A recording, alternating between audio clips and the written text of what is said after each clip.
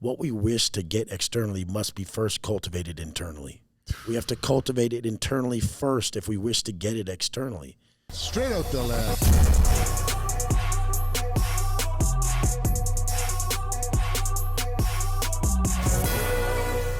Straight out the lair, joined today by probably the requested part 2 on my whole channel. I mean, the views alone, Wes, on this. Well, first of all, Wes Watson in the house. Let's do this shit. My man. Love it. Live. Great to have you back, my friend. Oh, man, we had to do it. Oh, we've been talking back and forth about this, and truly, you've come into town just for this, mate. So just for it. That means a lot to me. Thank you very much. Whenever I come from Miami to Cali, it costs me about $100,000. Oh, straight in, Wes. $100,000. $100,000. That's how much it takes to come back and forth. Holy shit! What's the drive between leaving West Coast and East Coast? If we're jumping straight into the podcast, I see myself as bigger than one spot.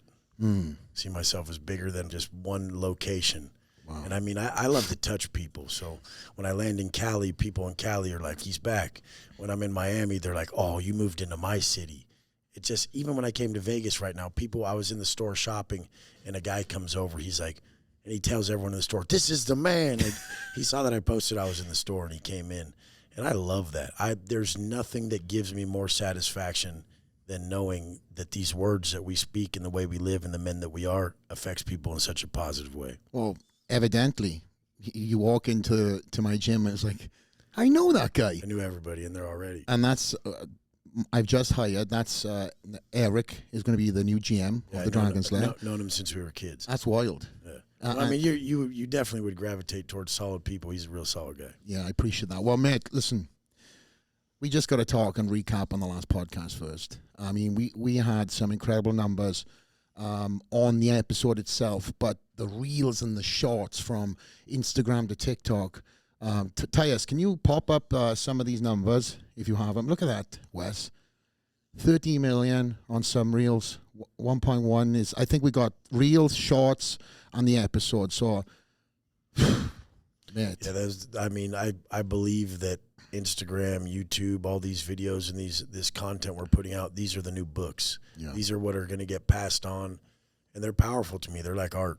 So my Instagram page alone is straight up art, and the pieces that we put up together, these beliefs, these thoughts, this energy, this feeling that we've put together in all these pieces, they mean a lot to me. They mean more to me than anything.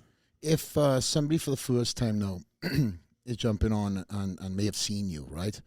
Can we give a short recap of who Wes Watson is and his trajectory to where you are today? Yeah, I mean, America's most famous felon. I mean, I did a lot of time in CDC. I did 10 years, a stretch in California, the hardest of the hard, state prison. So it's gangland. It's a horrible place. But I started off a normal kid. I mean, my parents weren't the worst off, but we definitely were lower middle class. And I got into selling drugs, and I wanted a more elevated lifestyle. I went by any means to go get it, and I landed myself in the penitentiary for 10 years for robbery in the first, assault with a firearm, great bodily injury, battery, burglary. They stacked the charges on me, but I ended up getting 10 years, and then throughout that time, the mindset that I created during this massive adversity, this supposed backstep and downtime of my life turned out to be that was just the pinnacle of when I changed. And I really needed to come out and share that message. I didn't have any hopes of being a coach and making multi-millions. I didn't even know that existed. I didn't even know that was a thing. I just went online and was like excited. I'm like, for once in my life, you guys, I figured out some shit that works and I have to share it with you. So I just shared it with my followers every day on Instagram. Then I went on like my first YouTube interview, and I went super viral from the stuff I was sharing that I thought was really normal. I thought what I shared was just really normal, how people thought and everything and how they operated, because I was in prison for 10 years. So it became who I was, and I didn't notice I was any different. It's like anything in life. When you fully change, you don't notice. When a man is a beast, when a man's a beast, unless he knows he's a beast, people just see him, and as you become different, you don't really notice it. And so I just shared everything that worked for me, and everyone responded greatly. And when you say shared, you shared everything from Instagram on like burner phones, right? And everything was in black and white. Yeah, I started in prison posting everything in black and white. If you scroll down my page at Watson_fit, everything's in black and white for about 4 years. And then when I got out, I put up a color pic and I said, I'm out, watch what I can do. And within that, since, I got out 5 years and 9 months ago, I've created a multi-8-figure annually business. And I've affected millions of lives. And everybody jumps right. Everyone who doesn't know my path and my story, they jump straight into, Wes, it's not about the money, because they see the private jets. They see $500,000 watches. They see that I have 5 Rolls Royces. I have 12 exotic cars. I live in a $20 million mansion in Miami. I have a $30 million mansion in California. And they get really upset by this stuff because they're like, it's not about the money. It's not about the money. And I'm just thinking, we had good character before we ever had money. Well, I want to recap a little bit, like I said, of the last episode. You done that and you came out after 10 years.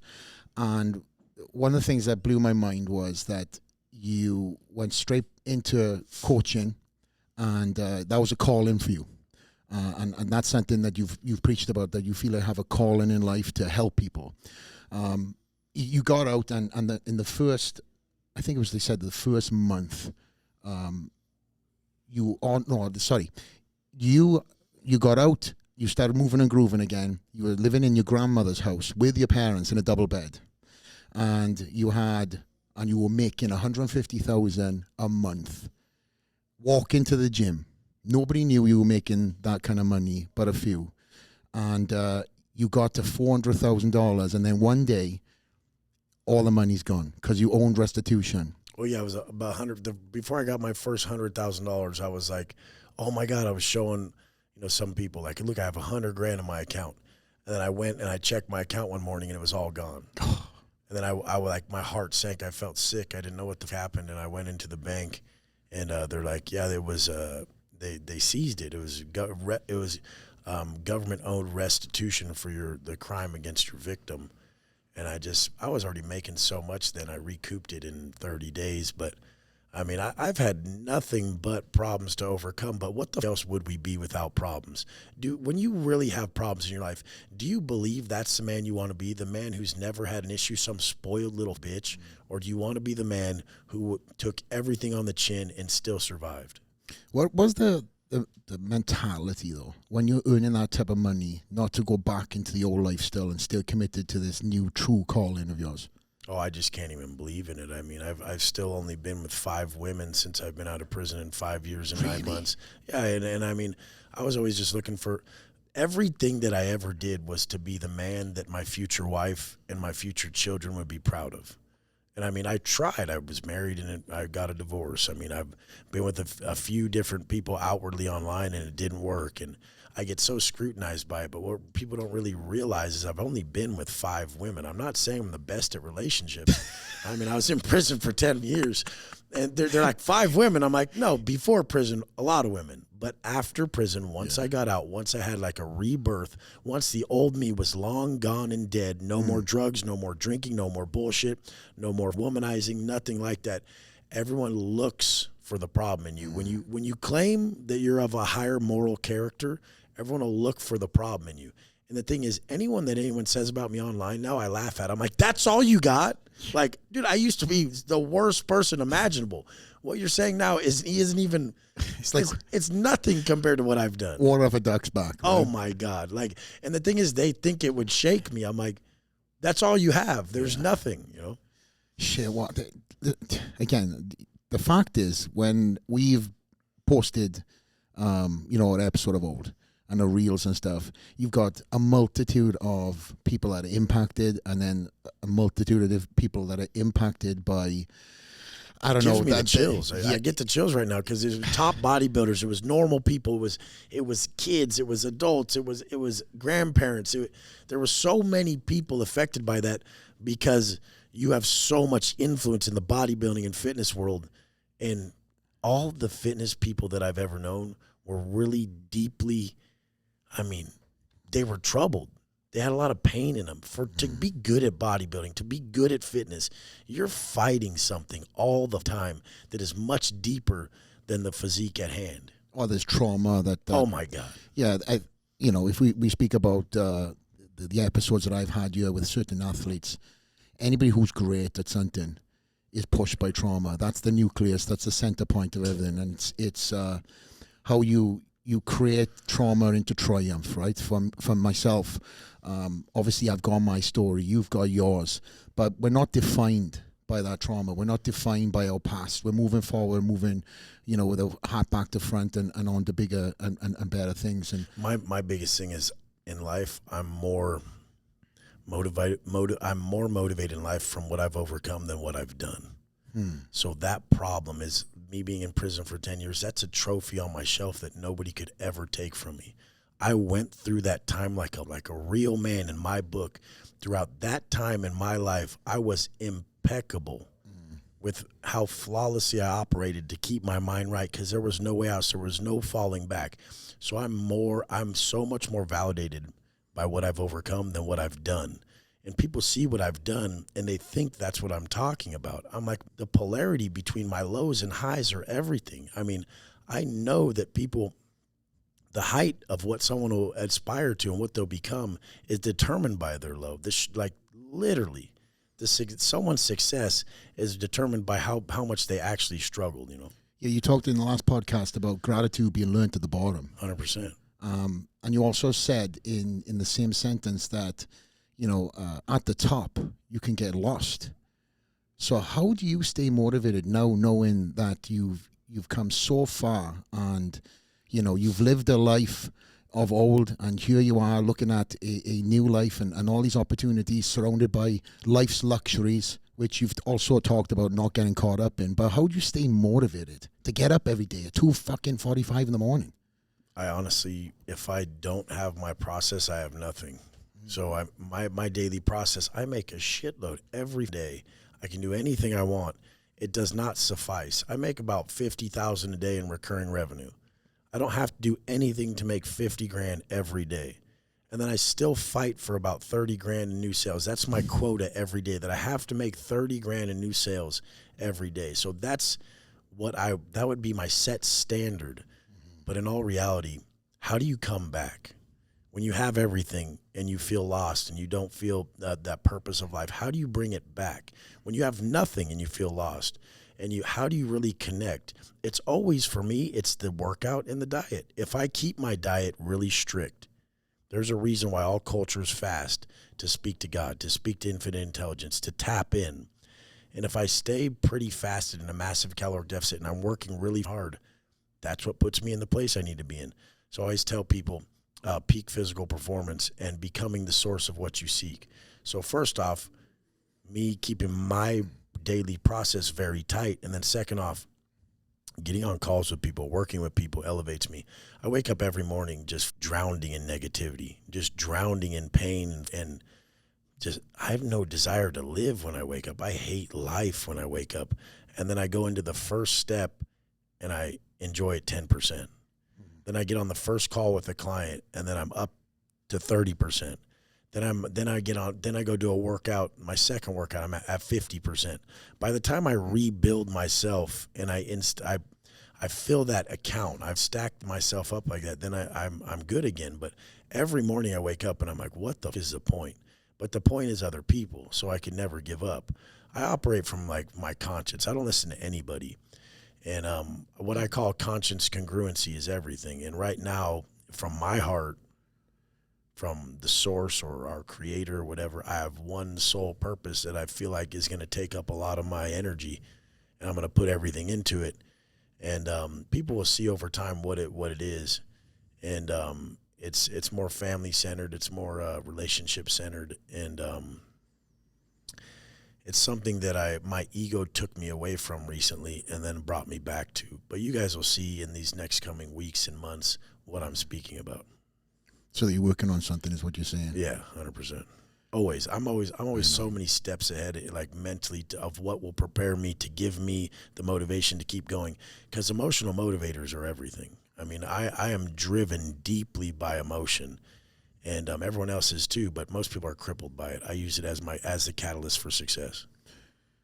Going back to saying, talking about waking up with this feeling like, what is the point, and that that negativity. I love That's it daily, right? I love it. I love it. Every day I know I'm going to wake up just empty and I have to refill myself. That's why Marcus Aurelius said straight, not straightened. Every day you wake up and have to straighten yourself. You'll never just be straight. And the more low you feel, someone who wakes up feeling extremely low, they have the ability to reach a higher high.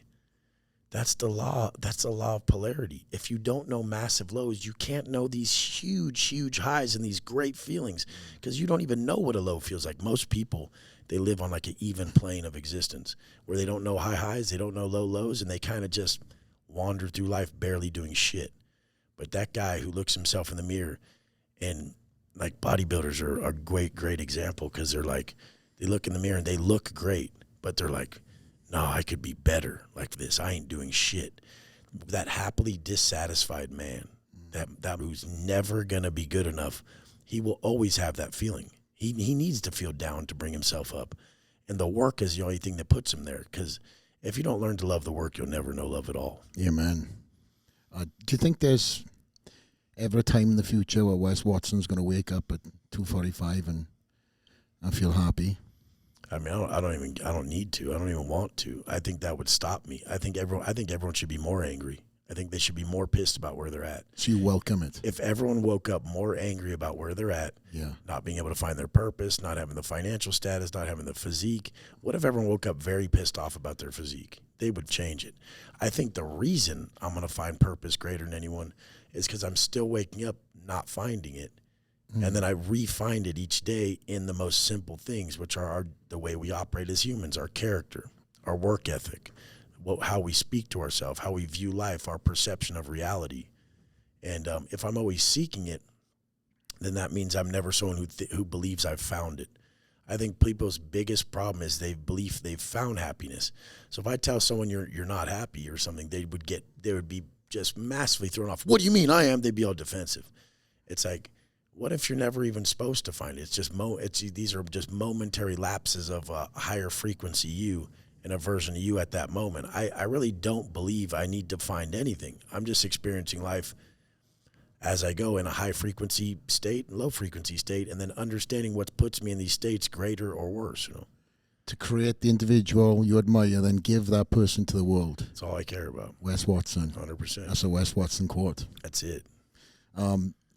If there's some advice for somebody that's watching this now that knows they're meant to be great, and there's, the breadcrumbs are down, but they keep on waking up every day with that like lost purpose, what's the first step in advice that you would give them? I mean, they're so foolish because the sensory world has them believing it's how they're going to do it, how they're going to do it, how they're going to do it. And I know it's who. So when they create who can do anything, it's all possible. No one really understands that self-mastery is your true aim. Once you've mastered self, you could do anything you want on this earth. But people don't spend the time, and they don't take the time to develop themselves as the individual who can pull off anything. So, I mean, I just tell them it's not how, it's who. And then steps for that, finding that how. Honesty. Self-mastery depends on self-honesty. So you're going to have to get in the mirror and say, who would I listen to? Would I listen to me? Who do I need to become to pull this off? And that's why the 2:45 wake up is it's non-negotiable for me, because I need to be the most disciplined. I need to be the most disciplined because if that pussy at the light wants to talk shit and I know I could serve his ass, I need to not. I need to exercise strength through restraint. I need to understand that restraint is what a man practices. And I need to realize that we've all been geared to think that instant gratification is living. And that's the thing, it's not. So if I don't get my way all day, that means a lot to me, because now I'm a step ahead of everyone else who will fall victim to comfort and instant gratification and slowly deteriorate their existence. And you're surrounded by comfort, so that is a consistent daily battle for you and that mindset. I've seen, since we've done the podcast, right, Wes, Miami now has become a new haunt for you, right? That opens up a lot of doors for new people, new networking, and also distractions. And when life is going full pelt, how is it that you, again, I know you kind of answered this already, but I just want the viewers to listen to this again. How is it that now you're in a new place, you've got this distraction, you've got this guy wanting to show you this, and you have a late night, and that alarm clock goes off 2:45? How hard is it for you not to hit that snooze button? It's not hard at all because I only validate myself by what I said I would do. So, I mean, my whole thing is nobody else holds not one person on this earth could give me validation more than I could give it to myself. And if I told myself some simple tasks that I'm going to do as a man, if I can't uphold those, then I do not respect myself at all.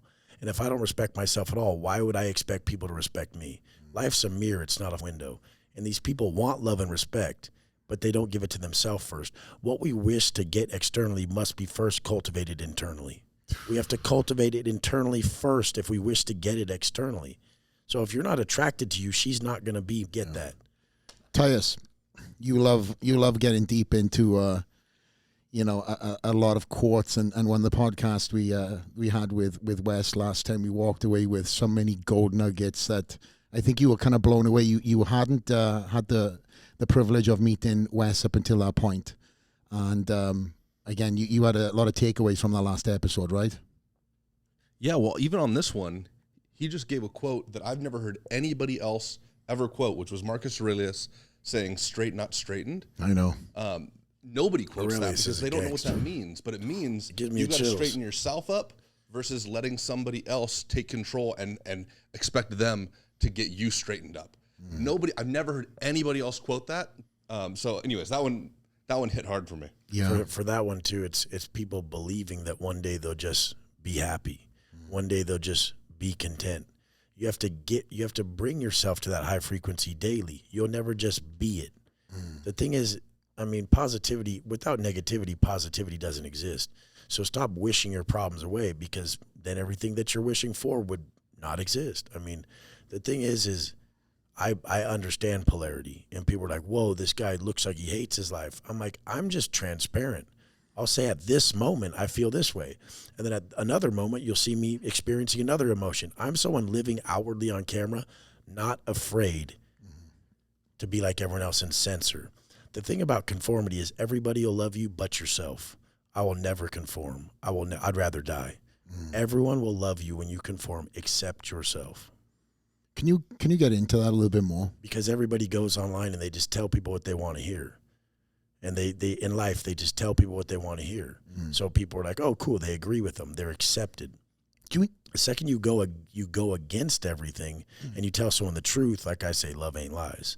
If you tell someone the truth, they are going to hate you at first. If I tell most overweight people that they hate themselves and they directly are trashing themselves with these foods, and there's no way they love and respect themselves, and they're completely disrespectful to those people around them that believe in them, they would be so floored by it and be like, this piece of shit.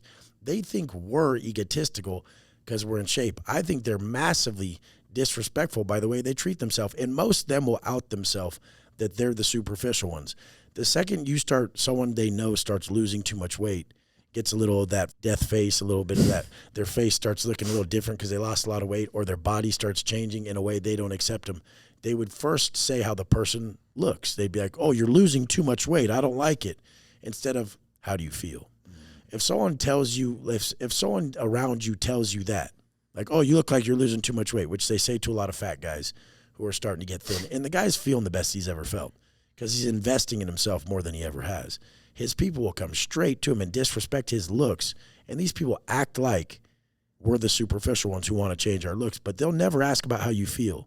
They'll only judge you for how you look. Yeah, self-mastery depends on self-honesty. 100%. You got to be honest with yourself. And if not, I'll be honest for you, because I don't give a fuck about the smoke. I mean, you could come get me with whatever you want. It ain't going to faze me.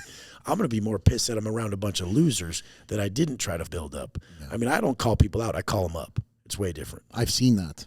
And that's one thing that I do commend you on. I've seen you make a point to be like, hey, listen, life, you need to change. I don't know what's going on. Yes, you've got, great. Congratulations, you got money in the bank. But, you need to lose some weight, mate. Health 100%. Is wealth. And that mentality. You also said, I watched something that you can tell by somebody's discipline in life just by, the first 10 seconds you meet them. I mean, the thing is, as a leader, your weakness is their way out. You have to be bulletproof. People respect Flex here at his establishment as a leader. They want to come be around him because he doesn't show visible weakness. And then once they get to meet him, they'll understand some areas that he is weak in, but the ones that are fully under his control, he has a lot of mastery over. The point is as a leader, your weakness is their way out. So you can't use shit that is detrimental, like the drugs, the alcohol, the bullshit. You can't operate in a way that is not congruent with the future you want, which is just acting in alignment, being honest. When you align with your truth and your heart, it's very easy to live. The choices I make are very easy, but people won't like you because you're going to hurt a lot of feelings. You're going to step on a lot of toes. There's a lot of shit's going to happen. You're going to stir the pot. You know, people, all of a sudden, I've made changes in my life recently where I told someone like, no, my heart's telling me to go make this change and go this route, and I'm sorry. They get so mad. They'll make up lies. They'll slander you, da-da-da. But the whole thing is isn't that the story of Jesus? He went around trying to save people and killed they went as far as they could to stop him. And that's what will happen. They'll try to stop you when you're telling the truth, because what does the truth do? The truth exposes everybody who's living a lie. You've mentioned a few times in this episode that you're doing things a little differently now. You're aiming for certain, life changes, right? With you running 100 miles an hour, again, 2, 3 phones, which I've seen you, and every time I'm around you, you're always working. And respectfully, when you and I talk, the phones go away. One thing I have to say, we'll never have a conversation, or have we ever had a conversation where you're on your phone, and I think that's kind of the most disrespectful thing. When you came into the room, you were working, you put your phones down, you looked at me, you had a conversation, I left the room, you're back working. My point is, in this is kind of not the point, but you know your weaknesses, and whether you know them or you got people around you that will make you aware of them. How much time do you dedicate yourself to trying to become that better person now? Because Wes Watson, as I said, is running 100 miles an hour. He's on jets here, he's helping other people. How much time do you give yourself? I mean, honestly, anything is mindset training in my life. So if someone had you digging a ditch, you could sit there digging that hole just going, I hate this. Or every shovel you could be like, you can't stop me. There's nothing you could do that could break me. I'll be out here all day. What are you going to do? Put more in, fill it back up. I'll dig it again. So, I mean, I'm like someone who thrives off of problems. And so when problems arise, I get to prove to myself who I am at that moment. Like I said, adversity introduces a man to himself. So I willingly go into problems and issues. What I like to do is see how I'm reacting. I call that the inconvenience factor. When I'm not getting my way, I like to see how I'm reacting and then punk myself. I was having a video not upload earlier, and I was being such a bitch about it. I'm like, this Wi-Fi in here. My gym? No. Good. That guy's a good Wi-Fi. Yeah. At the hotel. Yeah. And I'm like, this Wi-Fi in here. I was so pissed off, and then I went into nobody helps me. I just was turning into like and then I just sat there. I sat down for a second. I heard how I was thinking and talking, and I'm like, shut the fuck up. And I just was able, with my high level of awareness, to be grateful at that moment. Grateful that I even understand when I'm doing that. Some people's whole life is based off a victim story they're telling themselves, that nothing goes their way, nobody helps them, this, that, and the other. It took me about 4 seconds of speaking that way to be like, you are the biggest vagina on earth, you bitch. I was so mad at myself, but I was so happy at the same time. Yeah. That's what people don't get. Like I said before, love is a high-frequency emotion. Anger is a low-frequency emotion. Not the lowest. It's the highest of the low, anger is. But if I'm angry a lot, but I've learned to love and accept my anger, does that make it high frequency? It does. So anything negative happening to you, the second you love and accept it, it's automatically high frequency. You're automatically in an elevated state if you can learn to love and accept. And this is someone who's made the biggest mistakes, and I've been able to forgive myself. Some of the pussy shit out here, all you viewers and everybody out there, let yourself go from the shit that you're holding yourself to, the story you're telling yourself, the mistakes you made. If you still have breath in your lungs, you need to love and accept this moment and get to work. And the first place to work is on yourself. Get in the gym, pull the food back to where it should be, start talking to yourself correctly, read from personal development people. These are the professionals in mindset and development. Read from them. They really know what they're talking about. The second you get some gems and some quotes that you can hold on to, they become fail-safes for when you start to go down that route, that rabbit hole, when you start to go negative. And you can pick yourself up at any moment with these simple daily habits that I've shown in my book, on my content, and everywhere else. And everybody talks about them. Like every bodybuilder from the dawn of time said it was iron therapy. Can you listen to put your phone down if you need to, when you're feeling negative, when you're feeling lost, when you're feeling hopeless, and just go murder a workout. Go do a chest, shoulders, try routine. Just murder. See who you are walking out and do this for me. When you're at that high frequency state, define yourself there. That's the new you moving forward. When you're feeling your best and life's going to work out and you're in that high frequency state, define yourself there. Too many people define themselves at that low, and that's who they've called themselves. It's horrendous. It must frustrate you to see so many people in that negativity state that just don't see what is falling through their fingers, and that's time. You know, you have seen shit that I never see. We've spoken about it openly and honestly, but that doesn't define you. You know, you're moving on to greatness, and every single day you're still looking at yourself in the mirror with everything that's materialistic around you, saying, I know I can do better. I've demanded from myself. I choose to serve people over serve myself. If I sit there and get too comfortable, I've equated and coupled comfort in my mind with regression. I've equated and coupled comfort in my mind with failure. Like, I do not want to be comfortable. I like discomfort has been coupled in my mind with progress and progression. But what people don't really realize is love is spelled T-I-M-E. We're giving everyone our love right now. We're giving them our time. If someone gives you their time, they love you. They're showing love for you for that moment. And that's something that I need to start focusing more on, not spreading myself so thin, but that's why the internet's so powerful. You can give a message to so many people at once instead of just saying, I'm just working with my wife and my kids. You have the greater the message, the higher it elevates you and everybody else. Do you feel like the old West has spread itself thin and not focused on kind of the... I'll say this. There's a quote that I was told a number of years ago, probably resonates now more than ever. And that is, I'd rather have 4 quarters than 100 pennies. And that hits home more than ever now, because now I'm retired. You know, I'm not the racehorse that's winning the races. I truly see who's around me. Yes, I'm on to chapters new, but I'm pouring into the people I've always poured into me. See, I honestly... I treat my normal client, John Katz from New York, the same as I treat some super celebrity who's one of my clients. That's probably why they like me, because the super celebrity guy knows I don't give a who he is. I don't give a shit. It's the connection. And if they've yet to connect with themselves at the level, I can't connect with them. And the other people are so humble.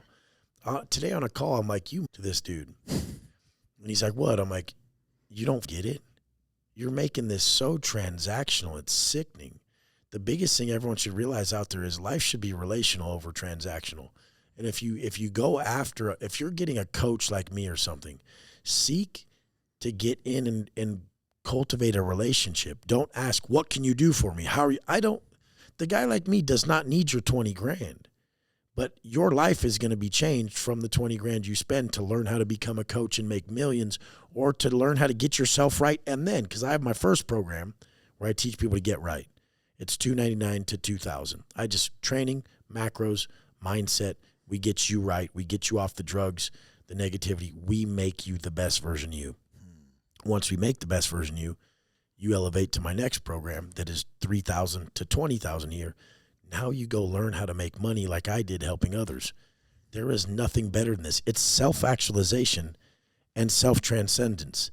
That's Maslow's law of growth needs. If you look at Maslow's law of growth needs, I actually did this. That quote that I was talking about on my rack, create the individual Meyer, give him to the world, self-actualization, self-transcendence. The way my program's set up, create the best you, teach others to do the same, self-actualization to self-transcendence. If you look at the top people who've studied human needs, it's to make, first off, be selfish, make the best you. That's the first phase for all you that are lost. Be selfish, work on you, make the best you. When you've created that version of you that needs to be taught and you need to guide people, then you transcend self and you become the teacher. You probably had so many great testimonies. The most. How can you give me one? No names mentioned. Just give me somebody that you may 100%. Have met in a really bad spot and where they are right now. Well, I mean, two of my top guys, but one of them is Superhuman Fathers, Kyle Carnahan. I've actually seen this guy on Instagram. He actually he was a firefighter, and he was just such a hardworking dude. Had 5 kids. He is a superhuman father, and he came to me. He's like, I'm slacking. He's like, I'm not drinking. I'm not doing drugs. I'm not doing any of that, but I am not loving my life, and I'm completely not connected with my family, my kids, my wife. I'm not connecting with myself. I've gained weight. I feel like shit. We just got him fit again. We got him ripped again. Got him operating from a greater purpose again, which was, it's not about you. Why the you had kids, beautiful children, and you think this is still about you, you pussy. And he's like, me, what the was I thinking? Looking for the answer in me. You are the answer for them. So then we got him right. And then he said, can you teach me to teach others do this?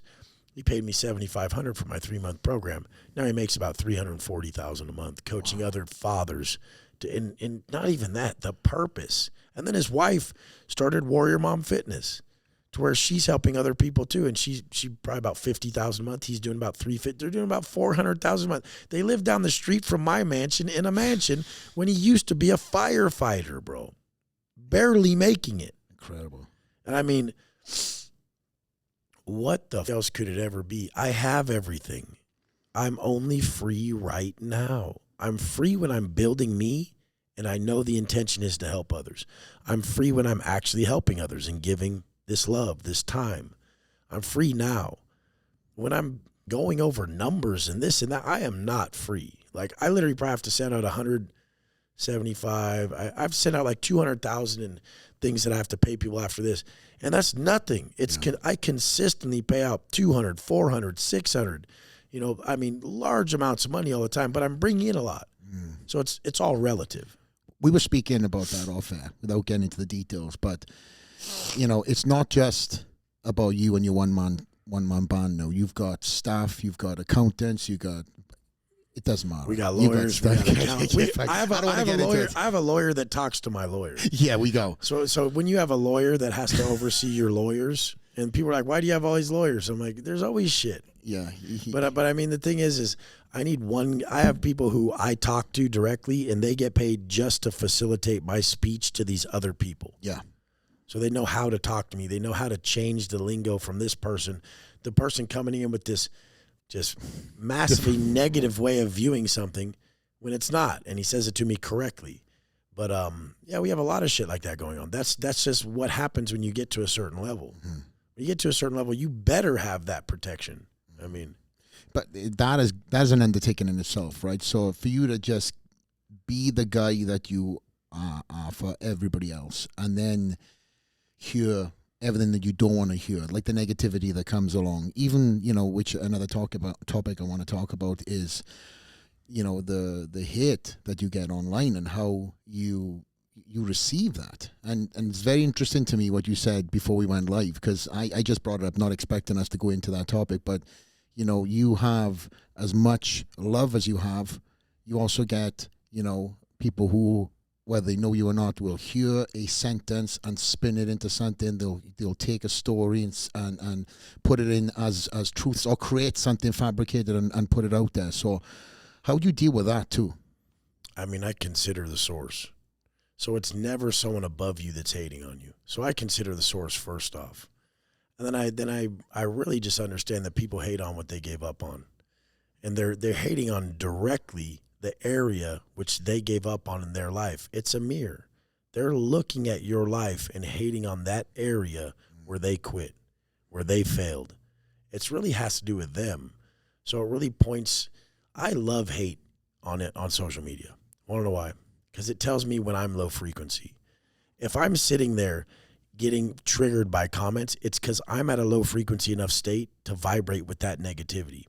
When I'm in a high frequency state, after this podcast, you could tell me anything, and I'm going to be vibing so high from giving all my energy and my love and all my knowledge and wisdom to people out there that need this, and to share it with you, that I won't even be able to see it. I can't even see negativity when I'm in a high frequency state. All I see is the emotions that I am: love, gratitude, enlightenment, acceptance. I mean, you're at a powerful place right there. When you're in a low frequency state, all you see is negativity. So that's all these people see. They're just, you could be doing God's work, which we are, and they could only see the negativity that they see that they are. They don't see anything else. That's obviously online, right? Oh yeah, life too, yeah. And then, say you're out and about and you get in, like we spoke about, you've seen somebody today that was, you said at a store or something, and somebody was like, oh my God, freaking out. And then you came into the gym, people knew you in the gym, you go to different places. Whether you strive to be this guy, you are a celebrity in this world. It trips me out. I think about that. If someone made $200,000 a month and they weren't even famous, that is like a big thing in our world. I make over $2 million a month. I mean, literally, that is psychotic to most people. And I've made it so normal that I'm like, what? Who gives I don't know what people are even seeing in anything. But what I have seen is very famous people that follow me, and they're friends of mine. I'm like, why the f does this guy like me so much? It's like very famous people. And I know why, because I can say what they can't. Like they're confined by their career, who they are in society. They have to be censored or they'll lose everything. The fact that I can go on and be like, you titty having fat little bitch you. They're like, yes, tell them. Like I get to say what they're thinking. Yeah. And I mean, so I've built something. Me and Andy Frisella talk about it all the time. I've built something from the start that was authentic. And a lot of people have traded their authenticity for approval. A lot of people traded their authenticity for approval of others. I don't need to be approved by others. I approved myself every day I got up at 2:45, every time I didn't miss a workout, every time I wanted to quit in prison, out here, or any time that I didn't. And I validated myself with flying colors in the department of results. And I tell people, gratitude isn't just action. Gratitude is results. What can you do for your people? And all you men out there who say you love your family, you better get some results for them this year. This is in the gym. This is in real life financially to help them. I just told you I make over $2 million a month. There's no way you can't make 40 grand. Your life changes at 50 grand. If you can make 50 grand profit a month, your life is deeply changed. You don't have to make I don't think my life changed that much from 500,000 to 2.5 million. I was going to ask you about now. that. It's arguable if it's better. Sometimes a business like mine, you'd rather make less and profit more than to make so much and eat up the profits with expenses that are growth expenses. So I've grown so quickly, but the profit margins are slowly dropping. Not a lot. I still am like in the 80th, profiting about 80%. But before it was like 90%, even it was all profit. And this was just because it was so organic. But now as you grow, when you put it this way, when you make $100,000, you have to spend 40. And I make about $100,000 a day. How the f are you going to spend $40,000 a day if you don't have an office full of people that are on payroll and you have a shitload of shit going on? Yeah. So maybe you got to take a $40,000 flight every now and then. By the time you're behind, by the time you've made $100,000 for like 30 days straight almost, you're like, what the I have to go buy a jet. You have to. I have to go buy a jet or another Phantom or something. I have 5 Rolls Royces for a reason. I mean, I don't even people are like, these cars are rented. You have paper plates on them. All my cars were paid for cash. Like, oh, they're not rented? They're all paid for. I would be. Do you know how much it would cost to rent these cars? Are people stupid? Do they know how much it would cost to rent an Aventador for one day? It's going to be $2,500. Yes. So I rent that every day. Jesus. They're like, well, it's leased. They won't lease me that shit. I've been in prison forever. My credit score is high. How many vehicles I've paid off, houses and etc. To be someone who will get a loan on a Phantom or a SVJ, that is not happening. They will not give Wes Watson a $1 million loan for an SVJ. It's not going to happen. Even if you show them how much you make. It's only been going on for a year. I've only been really making a lot of money for 3 years. I've been out 5 years, 9 months. The first year didn't make barely shit. The next year, I made like, close to $1 million, which is average. But these next 3 years, I made real money. And that's still nothing. Can I talk about that? Because there's guys on this podcast be like, oh my God, them numbers, I can't relate to that. But you truly came out of prison. I know we're kind of going back all over the place. Yeah. But this is a very important mindset message here. You came out of prison with no credit, no money. Your mindset was changed. You were able to, in prison, and I remember this conversation, although consciously your actions had to be done to the day that you left. You still had to be that prisoner. You still had to throw down when you were asked to throw down, but you were having conflict internally because now your mindset, your spirit was changing. So the moment you got out, there was a new you. You didn't and weren't tempted to go back into the old life and start flipping and hustling and buying. You truly started clawing at that money. Yes, you had your training business. Tell the viewers from day one how fast you rose and the mindset of investing back into yourself and how then that changed. Because again, you said 3 years, you're a multimillionaire coming out with zero, not in credit. You just said you can't even buy a Phantom because you have the money, but you just don't have the credit. I have to buy cash. So cash. Yeah. So please take us back to that mindset, because there's a lot of people sitting there being like, I can't relate to Wes Watson, but they don't realize that they can. Step by step, I built it. But the thing was, I wasn't even drawn to the money. The thing is, profit does solve everything. If you make enough money, you can solve everything. You can solve your personal development issues if you make enough money. Then you'll have more time to work on yourself. My whole thing was, I wasn't drawn by the money. I would have walked to the gym and ate canned chicken and spinach and I would have just ate literally the cheapest food possible to be able to walk to the gym, be happy and be free and be proud of myself that I was no longer drinking or doing drugs. But the thing was, I had no idea you could make this type of money doing this. And people don't realize the internet is so crazy. I've monetized and teach a system now to people where they can very easily replicate what I've done. But about year one, I was making nothing, like $800 to $3,000 a month on my biggest month, like year one to like 15 months. And then the next year started making a little more, and I started to blow up on YouTube to where I was making about $15,000 a month, $40,000 a month, slowly pyramiding up to where the end of that year I made about $150,000 a month. I stayed stuck at $150 to $300 for about another 18 months. That's a month. Yeah, well, $150,000 to $300,000 a month. I stayed there for about 18 months after I rose. What really blew me up was I had the same shit. I've had the same program since day one. What people don't realize is they believe in compounding interest with money. They don't understand compounding lead generation with having the same service. Why do you think so many people will just pull off the freeway and know there's a Big Mac, right? This is what I want. I know they have this. I'm basically, McDonald's wasn't built off of real estate like these say. It was built off consistency. People know exactly what they serve. But these idiots online and entrepreneurs, they change their service every day. Like you go in there, you're like, what menu's today? I wanted the same old shit. Where is it? No one can come back from 5 years ago and come in and get the same thing you offered 5 years ago. So my point is I've had the same services since I started.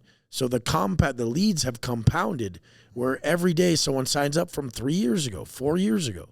Multiple people from every year I've had the same offers and been turned down. Wow. Every time I pitch someone my service and get turned down that they can't afford it, they now know what it costs. They can wait, save up, they can look elsewhere, they could try elsewhere, they could do whatever. But the thing is, they know about it, they know what it costs, and they see me still online thriving. So as I rise, they remember, man, he DM'd me personally 3 years ago. I want to see if it's still him. And that is you. And it is me. I've seen it. I really answer every message still.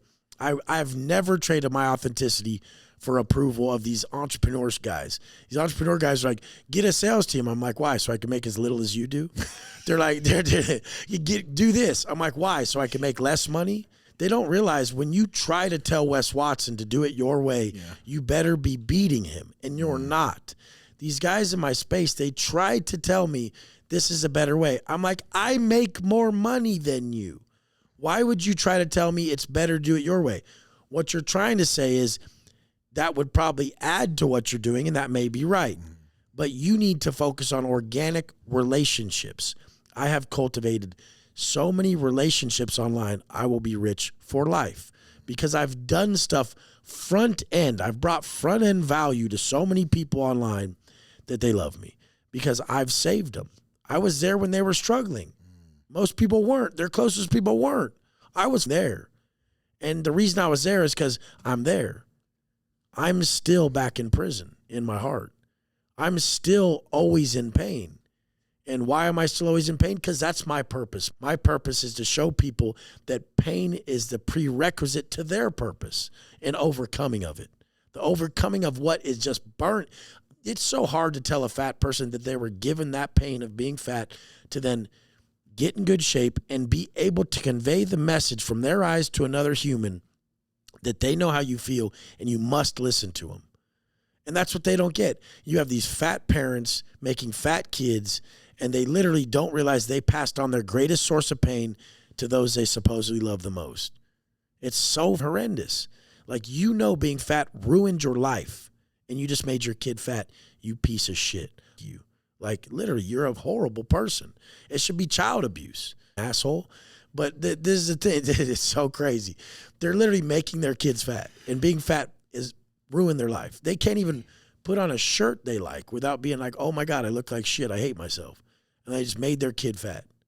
I can't even remember what the question was, but I totally agree with you, by the way. We went way off. Yeah, but I love that. I don't give a... It's a podcast of Wes Watson. Dude, but it's true, though. But no, your pain is a prerequisite to your purpose. And the thing is I still know pain greatly. Good. I'm glad I do.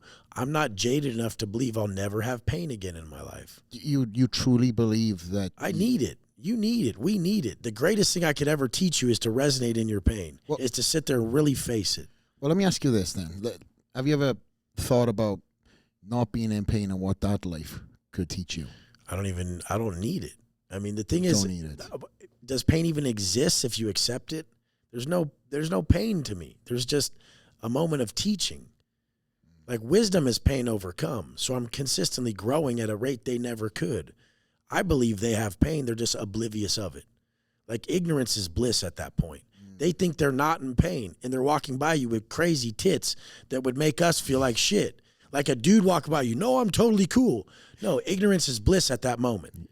He really doesn't believe he's in pain because he's so out of touch with himself that he doesn't realize having this horrible body that he gave himself has ruined his life. He's so ignorant to that fact. He's so unaware of it that he's walking around saying he's fine.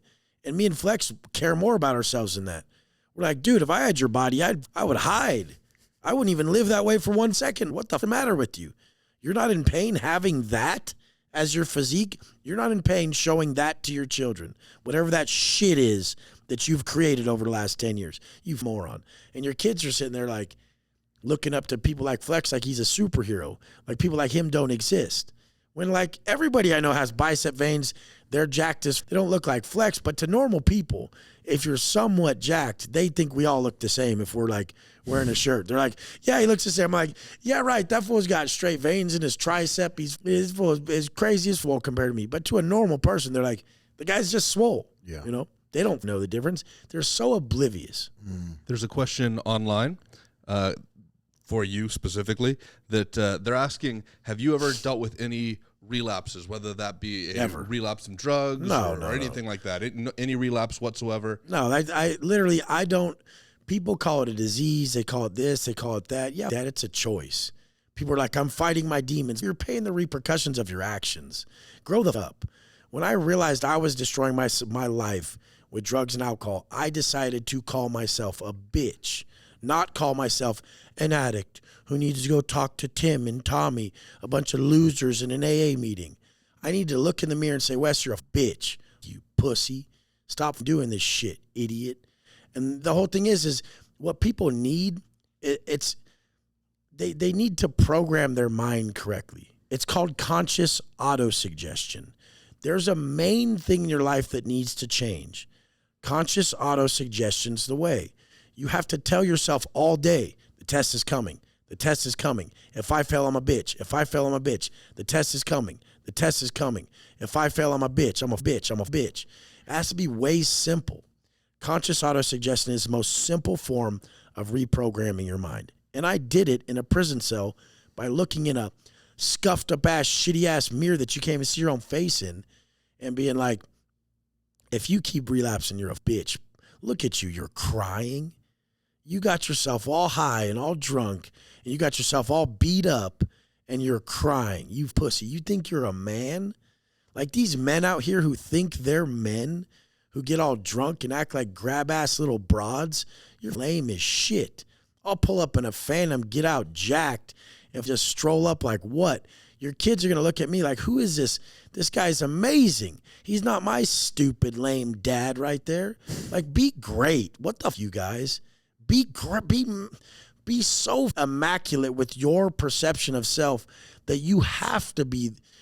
Dude, Flex right there in that double back bicep, he didn't even think he was in good enough shape right there. And then he looks back at it, he's like, whoa, I was in hella shape. But like in that moment, he wasn't good enough for himself, I bet. We never are. That's the top people. They're never good enough. Why the f are you guys okay with driving a shit bucket with your family, having your kids see a Lambo, freak out?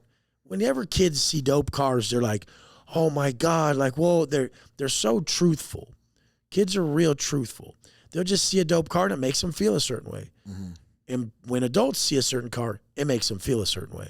Yeah, that's what I was going to ask. Inspired or insecure. Someone who gets insecure by financial success is a bitch, broad, lame. And someone who gets inspired by financial success is an honest individual.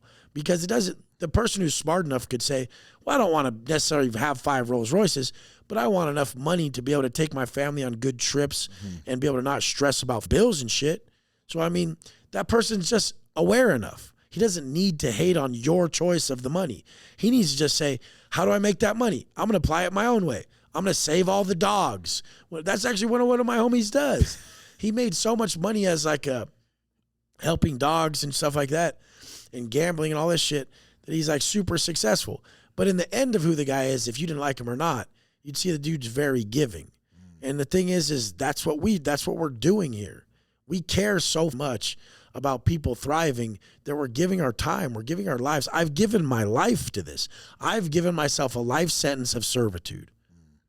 When you strip all Wes Watson the way that you see on Instagram, you're a very giving person. Everybody who we have mutual friendships with all say that about yourself. You're very available.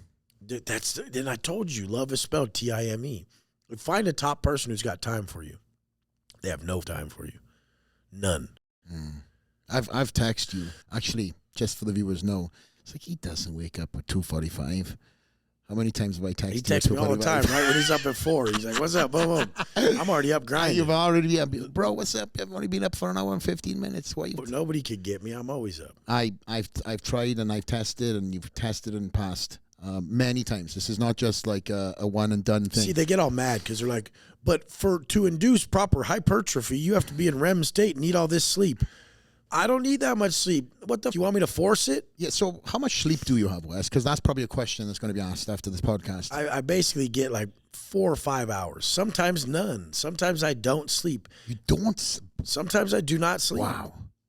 I work. If your phone was ringing all day. Yeah. If your phone was dinging all day, and each ding could be $20,000, would you sleep? It's hard to sleep with 20 grand, right? Yeah, I'm just like, I'm answering all the messages, and I see it as building my brand, my purpose, my vision, more money, more that I could do. I mean, my whole thing is yesterday's wins aren't today's wins. So today I have a certain quota, And I don't care how many millions I have stacked. I have to do, I'm institutionalized. I have to do 30 grand a day in sales. I have to. I won't even be able to do anything till I do that. Do you think you'll ever lose that mentality, that prison mentality? Yeah, I'll lose 30 and I'll move on to 300.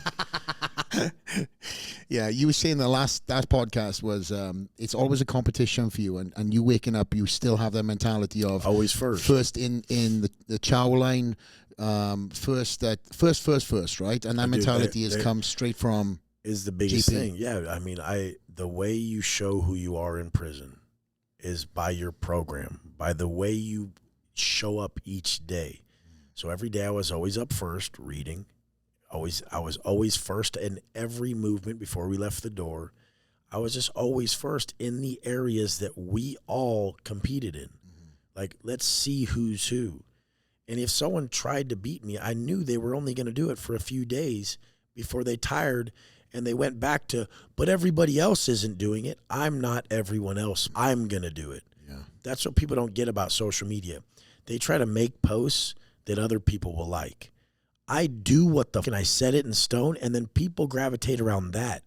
If you're the set pillar that's unmoving, people will gravitate towards that because that's essentially the answer to everything that you could never sway. Imagine if you never swayed on your diet, you never swayed on your business, you never swayed on these things. It would be completely unreasonable to believe that you wouldn't be at the top. So that's the premise behind all my shit. I need the for sure route. I don't want to be able to pull, like a lot of these guys' content's like, no, but you can still be successful and do this. I don't want to be that. I want to know I beat you as a man. I want to know that I gave more of what I was. Obviously, I don't have the genetics like some other people to look a certain way all the time. Some people look better. Some people this, some people that. But what's under my control, my ability to be who the I am each day, that's what I control. And then that turns into a certain result. That is, and I'm sure you've seen these comments. They're like, there's no way he's like that every single day. Yeah, the whole point behind it is in prison, it's just way different. You don't really sleep in prison. They're jangling when they walk every hour, and it's a quiet building. You can hear their keys jangling the whole time. They come up and they shine a flashlight in your face every hour. Why the f do they think I can sleep super good? For 10 years, I had a flashlight shined in my face every hour. And as the people walk that hour, you're hearing their keys. They're checking doors. There's noise. You're not sleeping in your perfect little bed at your nana's house, bro. This isn't what it is. You have to be up at a certain time. So you have to do these things. Like, this is 10 years of programming. I'm different than most people. Why would you believe that someone who is able to do all this stuff that's unbelievable would have habits that are unbelievable? I mean, I have an unbelievable lifestyle because my habits are not believable. They're unrealistic. Unrealistic lifestyle takes unrealistic habits. Tyus, is there anything in the chat that good questions there? Well, I mean, I've got some questions. Let's go. And this is going to be personal, but I'm curious if you can have the vulnerability to say, here's what I'm working on. Like, what is your current development path when you've chopped down so many big obstacles in your life? I'm assuming those obstacles get smaller. What does that look like for you now? My biggest source of growth right now is to just attach more to my soul and just get more spiritual and come back to that feeling. But it's really going to be training. Like, I experience a massive connection with myself during my training, and it's very difficult to put down your phone when you have close to $1 million worth of expenses a month, to put down your phone and not make that 30 grand, not make that 30 grand, not make that 30 grand while training. I want to put my phone down when I get back to Miami. While I'm training, I want to really train, and then I want to get someone to come actually work with me on like stretching and recovery and stuff like that. And I want to get more in tune with myself and my body and invest in myself more so that I can rebuild areas of me that are slightly broken or are diminishing a bit. And it's not really ever going to be the end result of like how Wes looks after this. It's going to be the work that I know I put into myself. So I need to start putting more work back into myself, which was the origin of what built me in the first place.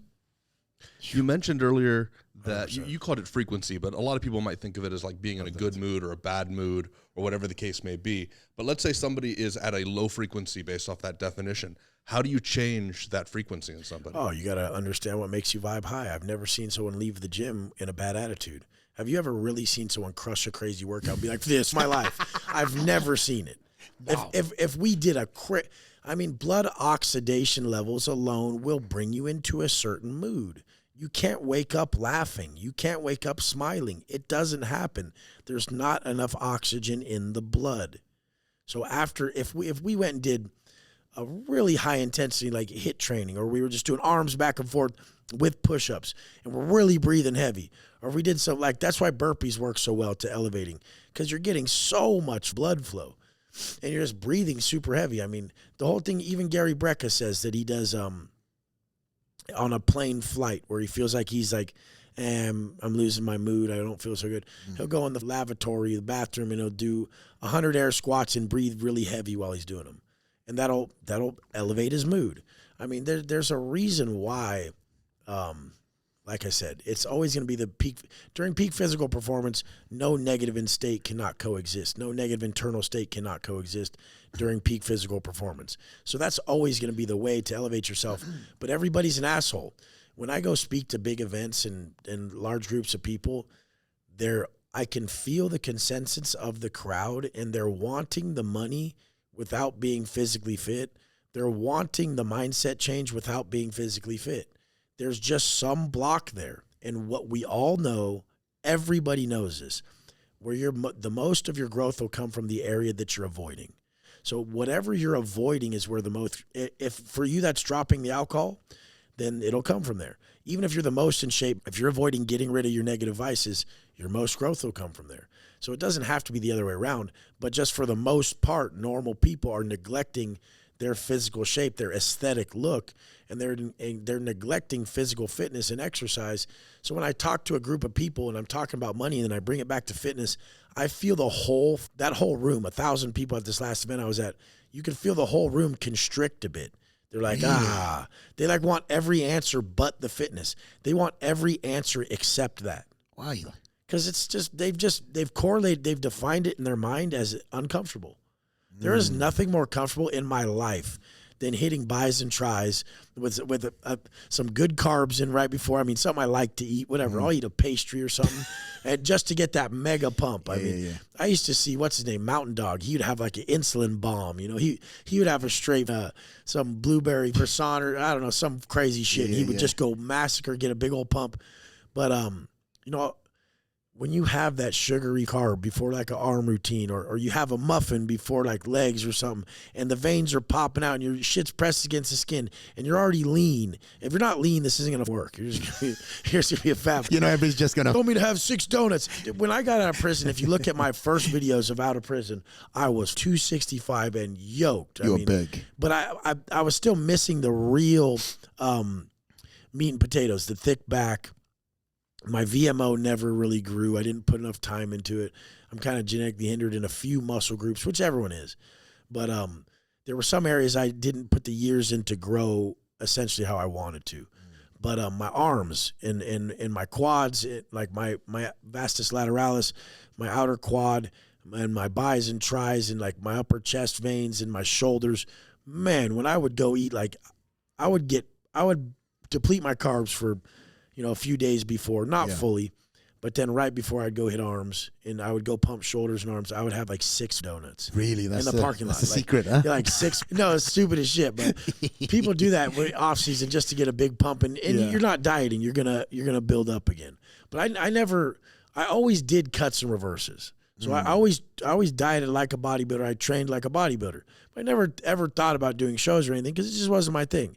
I was just in competition with myself getting jacked. But I have like a true X frame. Like I have a really wide clavicle. I have a big vastus lateralis, big outer quad, and my waist is pretty narrow and can get more narrow if I don't just completely neglect it. But I had the frame where I was like, I could be a 300-pound bodybuilder if I really pushed it. I was like 265 and I couldn't take it. I just was like, I couldn't even breathe. But we spoke about that. Yeah, doing these arm routines and stuff. I mean, it makes you feel so good. Even walk around the day room in prison. I would make a curl bar with like 2 magazine stacks. And then I would do triceps off of like a desk like this, just like called skull crushers, bodyweight skull crushers with curls. And I would walk around the day room and my bicep vein would just bust and my arms were just swollen. And I had eaten like probably 4 or 5 top ramen noodles, just the noodles right before with like some sauce on them. And I had that pump, and there's no better feeling. If you don't know that feeling, get to work. This is a problem with men. They're so passive and bitch made. They don't even know how easily that they could just feel that power of what a man should be. The pump is the cure, right? Pump is the cure. On the prison topic, and going back to our opening first minute of the last podcast, you talked about a front cover that I had up in the old room, and you were 100%. like, I know that front cover. Always. That's something that I remember reading when I was in my, what you say, in your bunk, right? Yeah. I got you a gift. Oh, hell yeah. I found this. That's so massive. It's in the, find the page. It's in the, there's something in there. Oh, that's so dope. I don't know if that brings any memories back to my mind. I used to look at Flex's backyard right here. He had before I can even go through it, I'll show you. He had his dogs in here. There's one of him like playing pool in one of your pics. Bro, how long have you not seen that photo? I haven't seen this for 4 years. Wow. Look, here's his dogs and that's incredible. Then when you keep going back, there's I know there's one of him. Yeah, he's by the pool right here. As my wife was 3 weeks and then away. Then there's a billiard shot that I was just talking about. He was playing pool right there. I used to read this magazine over and over. I would see Flex forearms. I trained forearms every day when I was in prison. Pornhub, that's called. Yeah, basically. I would train forearms every day, and I would do do a heavy day, a high rep day. I would try everything. I make bags to do behind the back wrist curls, front wrist curls on reverse. And you need to be jacked. What type of man really believes that in this lifetime he's going to be able to be so subpar in the physical department and enjoy a good life? Well, Matt, from me to you, when you told me that story, I was like, wow. The fact, and just solidified now, the fact right that now I just remembered every photo. What is the date on that? Can you see? Oh, man, this is... But I'm just proving my point. 16. So, yeah, October 2016. Bro, come on. I knew it was 16. I mean, when you're in prison, you go through calendars. Thank you, bro. I appreciate it. Yeah. But that just proved it, too, because who would know the exact pictures of them? Flex probably didn't even know. He was in there taking the damn pictures. I looked at it just before I got it, so I got that. I was like, man, he's got everything. Look at his backyard. Look at his dogs. He's got a wife. He's got a beautiful house. Oh, my God, to have that. And now I want to know what's so crazy, you guys? The other day, I was pulling out of my 9-acre mansion in Rancho Santa Fe, and I was in a black Ghost, one of 5 Rolls Royces I have. The neighbors across the street who live in a very small house, my house, like, it's a compound. I sat there and watched them watch me pull out, and they don't know who I am. And then I was like, if I saw a guy pulling out of an equal or even a little bit lesser home than that in a Rolls Royce, and I didn't know who he is, I would shit myself. I'd be like, who the is this man right here? So that equated to me very quickly of the space I fulfill in the world, of what's possible. You guys, you're an offering to the world. You're an offering to the world. You have to live outwardly. These who hide everything they do, they're scared as shit. They don't want to show you anything. They don't want to teach you shit. Flex was showing his whole life in there in the magazine, and I come to you today to tell you that in my worst of times in prison, that motivated me to work out. What motivated me, after I was motivated to work out and I made a good body, that made me confident enough to speak. Once I was confident enough to speak, I was able to be my own man. A lot of you guys need to start with the body, then you need to be confident enough to really speak and hold the floor. Then you can become your own man and start your own shit. Janos online asks, what makes us strong enough to put the positive spin on the negative events? And I have a follow-up question after that question. If life was just all positive shit, then what would it be? The negative events are what prove. I told you guys, I'm more proud of what I've overcome than what I've done. So you're telling me with that question that you just want to do a bunch that's amazing? You don't want to have to overcome anything? You're going to be a spoiled little bitch. We all know those people who were given all this money, given all this shit. They're little punks. They've never been crazy successful or even respected at all. We respect Braveheart, like going to war, blood on your face, killer. None of you guys have even, you guys are calling a problem not getting your way. You guys refer to adversity as not getting your way. That's just not getting your way. True adversity is when you're going to yard every day and every day someone's getting stabbed. In California prison, every day, the last 10 minutes, there's cleanup. Every single time you go to yard, the last 10 minutes, people get stabbed. We all know it's going to happen because these are dope debts. These are problems. It's not just like, hey, go stab Flex. Like, everyone knows it's happening. Thank God. Flex is 30 days or 3 weeks past paying for the $200 of dope he got, and any day now it's going down to him. And that's just what it is. That's prison. It's drug debts. When people are getting checked for drug debts, they're getting stabbed up. Sometimes it's bad paperwork and all that other shit, but those are much more serious and they happen right away, and most people they're not widely known about unless it slips through the cracks that this dude's a chomo, don't let him leave type shit. But every day people are getting stabbed, and it's just they wait till the end of yard because they don't want to ruin your yard because it's going to happen every day. So they want us to have our full yard, and then the yard goes down. If they go do it at the start of the yard, all the other racers would be so pissed. They'd be like, we didn't even get our yard. You had to lay the yard down because we want to work out. We want to be outside, bitch. You only have one time a day you can get that, right? One time a day. Some places too, but I mean, most places you go to yard once. Wow.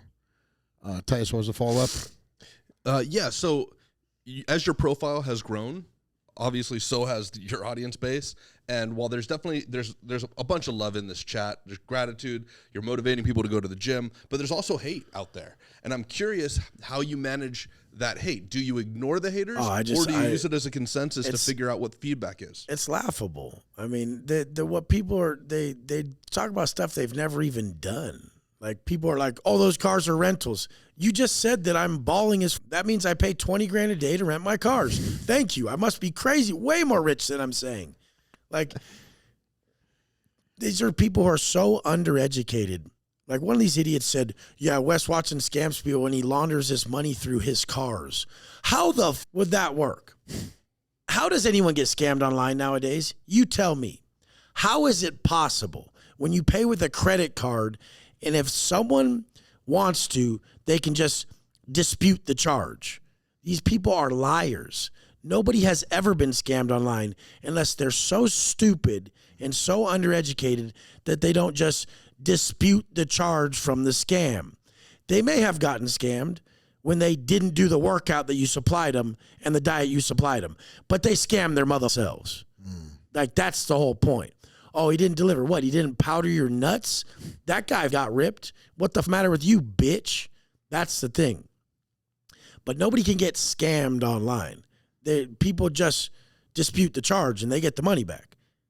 These are all lies. I mean, no, you can't. If I buy something that I don't like, I'd be like, they didn't even send it. Get my money back. Is that the same thing where you've got all these guys that are kind of trying to get rise from you on YouTube? Oh, they get clickbait. They want to say your name. That's like every rapper. They're like, you couldn't, if you don't say my name in your song, it won't get played. Like, I mean, this is like the tabloids. When you walk through the store, they got Kim Kardashian on there holding like I don't know, it's just fake. It's like the National Enquirer. They're like, look, the Kanye did this. It's like, that's not even close to real, you know? Yeah. Imagine all the shit these real famous people go through. But I mean, they just want clickbait. They won't get played unless your name's in there. If you go on someone's page, when they're making their normal videos, they get no views. But when they say Wes Watson, they get a lot of views. Do you not understand what they're doing, you flames? Oh, it's just everyone's so negative that they like the drama more. They're like, oh, cool, drama. It's because they've never really had drama. I don't really buy into drama because I've had a lot of drama in my life. So, I mean, the point is, but everyone should know what that is. Clout chasing, everybody should know what it is. And any man who makes videos with another man's name in his headline negative is a lame snitch bitch, straight up. pussiest bitch ever. I'll never have another man's name in my headline in a negative way to get views. I would do it in a positive way. Like, I work with this guy. This is my homie. Yeah, as a positive way, never negative. Bitch, snitch, lame. Changing the angle, yeah? Slightly. Yeah, I love it. I know you do. They said they were going to come to the Driven event and me up. I put it in the thing. I said, come. And then I screenshotted the guy. I said, make sure you buy a VIP ticket. Go front row. He's like, we're in LA. We want that smoke. I'm going to come get you. I posted. I say, Cruz, none of these people have ever done. I said, I would be more proud of you if you did come me up. Because then for once in your pathetic life, you actually stuck to your word, you flame. Jesus. But, I mean, the only person who ever came anywhere to me up was my own mom. And she came to the gym, and she threw some blows on me a little bit. She did? Yeah, 100%. But that's the only person who's ever been gangster enough to pull up where I'm at. Because I don't hide. I post where I'm at every morning. Yeah. Anyone could come at any time. Where the f*** are they? They're just out there trying to get views and talking like they're going to do something. I seen some clip where somebody was in the gym that were trying to rally you up, and you just kind of like, dude. Yeah, I don't know. I don't know when. I don't know what it is. I don't know. Yeah, you kind of. It's nothing that even it didn't go anywhere. It was more like clickbait, kind of. Yeah, no, they always try to do that shit. But I mean, if you really wanted, I went to prison for really causing problems. These halfway problems. If they were really bad, they would be in prison. And I'm trying to tell people I don't want to go back to prison. I don't want problems. I don't. It does nothing for me to hurt another. It's very hard for me not to, but it does nothing for me to hurt someone. I would feel like shit. Even if one of my haters came up and they really pushed me, and I hurt them really bad, it would bother me in my heart. You feel bad? I wouldn't want to hurt them. I wouldn't want to. What would it do for me? And like broke people always do this. No rich person wants a big old problem. No person who's striving financially is going looking for fights and looking for problems. It's got to be difficult for you where The worst thing for some of these people is that I have top lawyers, and if I want to, I can tie them up in litigation for saying my name so bad, they will pay me the rest of their life. Like, I will seriously prove how they've hindered my business, how they've defamed my name, how they've cost me X amount of money. It'll cost me some money. Cost me about $70,000 probably. I'll ruin their life so bad. They'll owe me a portion of every check they get for the rest of their life. Wow. That's the new kind of physical violence, right? Yeah, but I don't even want to do that. I'm like, dude, I just want to go. But if someone makes me do it, I'll do it, and I'll cause an example out of them. And then I'll post a video. Look how much this lame bitch has to pay me the rest of his life. Dumb.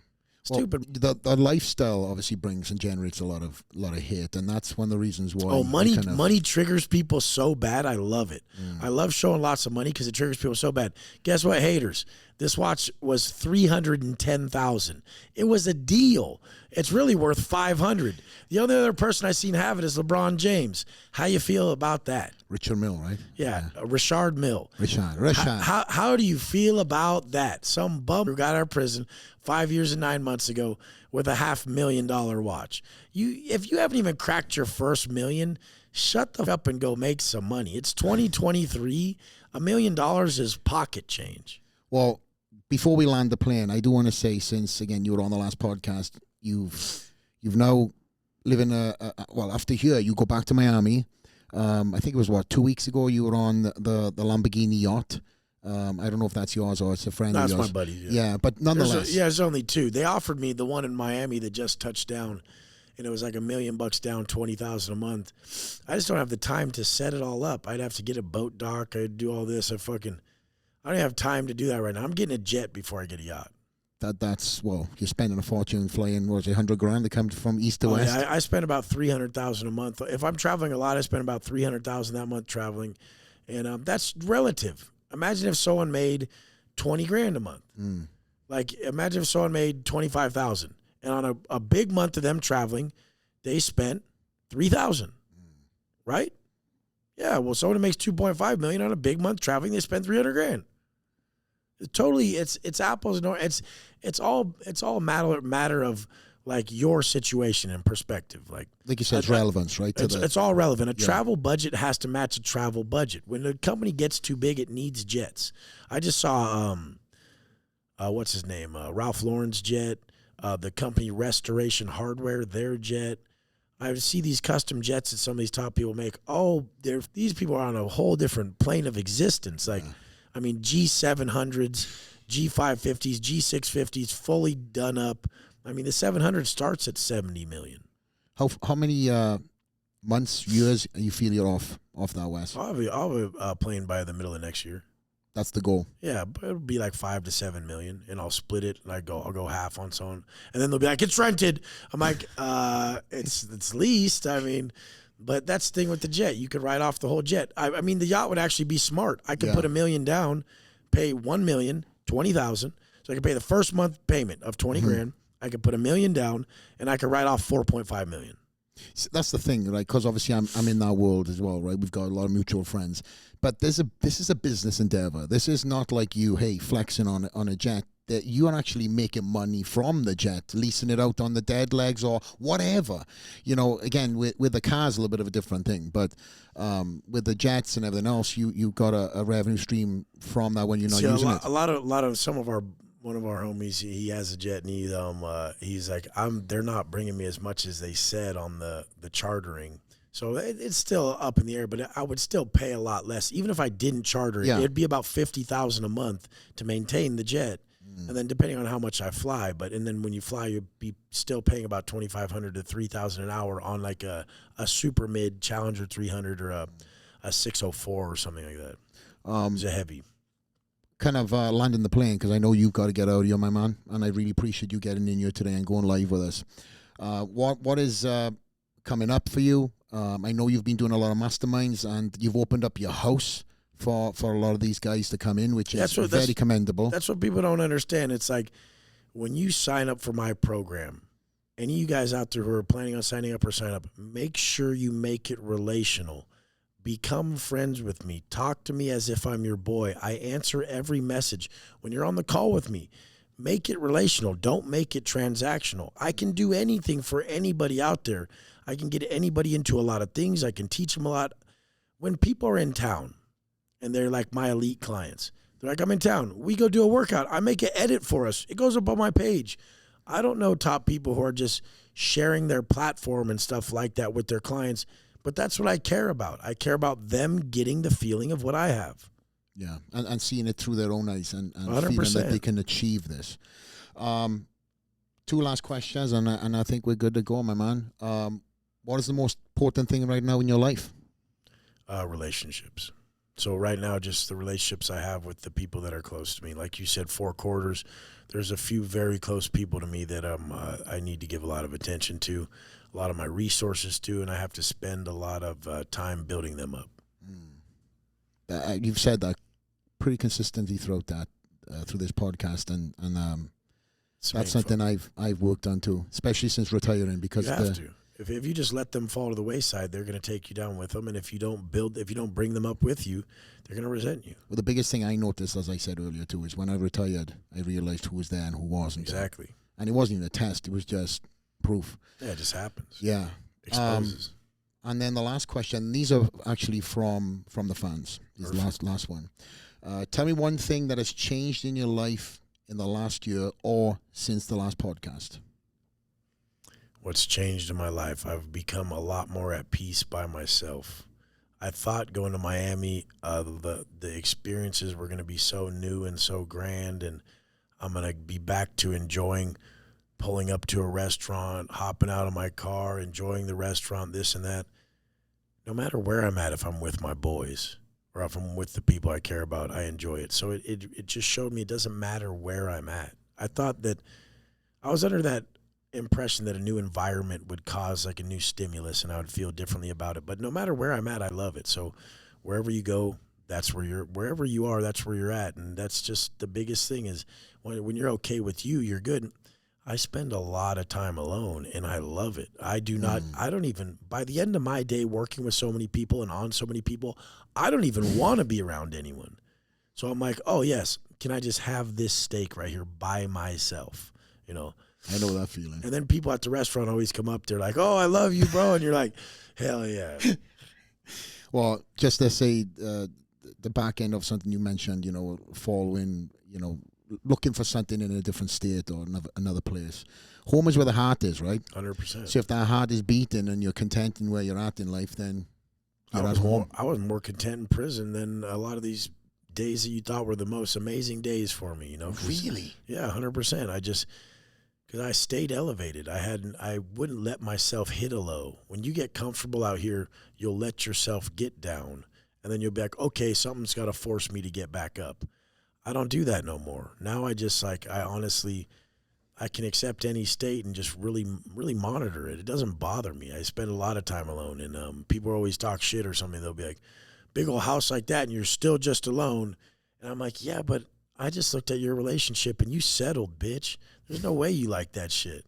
A lot of people don't realize, like, they've completely settled, and that'll eat a man's soul. A man needs to continually work to be his best and strive to be his best in every area and strive to lift those around him. You know, being content is stagnation, and stagnation is death. 100%. And that's one thing I couldn't put in any one of them words is not Wes Watson whatsoever. And I think that's one of the lessons and, you know, a lot of the things that you've said from the last podcast, regardless, even if you're a hater, if you didn't take anything from last podcast or this podcast, even if you're trying not to, you will take something away. That's the best thing. They really try not to. That's crazy that they would do that. So much self-sabotage there. But I like to tell people, I mean, this next span that you see coming up, it's going to be so much offense, it's going to be offensive. Like, they're just literally going to be like, stop, please. How did you pull this off at this level? And it's just continual progress, hitting the reps. Same thing as a gym. I mean, landing this podcast, mate, what's the last thing you want to leave with the viewers? I just want you guys to literally wake up every day. And like I said before, just create the individual that you truly admire. Don't lie to yourself and give that person to the people around you. That's your only goal. Don't wait for nothing to change around you. Change you and watch how everything around you changes. The world is not as it is. The world is as you are. More gold. And there's definitely probably going to be, I say probably, got to get rid of that word. There's going to be a part 3, let's be honest. We got to do a part 3. Let's be honest. Let's be honest. We will for sure. I'm excited to find out. Nobody's taking us from these spots. We won't let them have it. We're not going to let them have it. I'm excited. People can come up here with us, but ain't nobody taking nothing. Yeah, you've already planted these little new nuggets in my head, along with I'm excited to see this next chapter of Wes Watson. I was going to ask off air, but I think I'm going to be curious and just sit back and watch. Everyone's just got to wait and see. Cause I can't. There's too much at stake to say it right now. But, you better believe everybody's going to head from this into the comment section in your next post to be like, "Hey Wes, I heard you're up to something. Tell me, please." Yeah, it's more personal stuff, not so much business. Everyone always wants to understand, what are you doing next with business? The way everything worked for me is I always existed in the space. The space I want to inhibit, the space I want to be great at, I just exist there. And I wait for the new levels to show themselves. So I never force it. I'm not a whiteboard who's planning too much. I exist in my space. I show up as the best me every day, and my next levels will expose themselves. I'm excited, my man. Every action is a reaction, and I'm looking for this next reaction, good or bad. We all walk this path together. It's too easy. My man. Wes Watson, straight out the lair. Another banger for you guys. I appreciate you. Until next time, we are out.